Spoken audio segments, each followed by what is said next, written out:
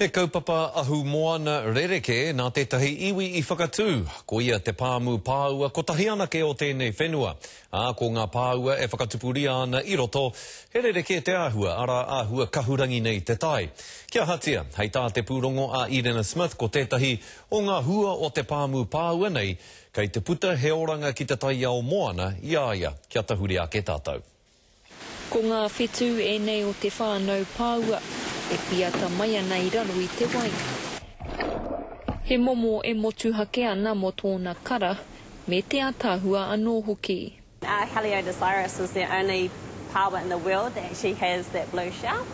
You can see its black foot there, nice and healthy, nice and fat, doing really well. Nā moana Aotearoa tēnei pāmu pāua kahurangi, e whai ana kia whiwhi I tētahi tohu teitei, mo te whakahaere I ngā mahi katoa, I runga I te kaupapa o te kaitiaki I te tai ao. It aims to assess a farm based on environmental and social criteria. Kia eke ki tōna rahinga, ka haere tōtika te nuinga o ngā pāua ki ngā mākete o haina. Koenei anake te wheketere whakatipu pāua hei hoko atu I Aotearoa nei. Kei roto I tēnei puna wai, he whātekau mano ngā pēpi pāua, he oe he neke atu I te kotahi miriona, kei roto I tēnei kohanga.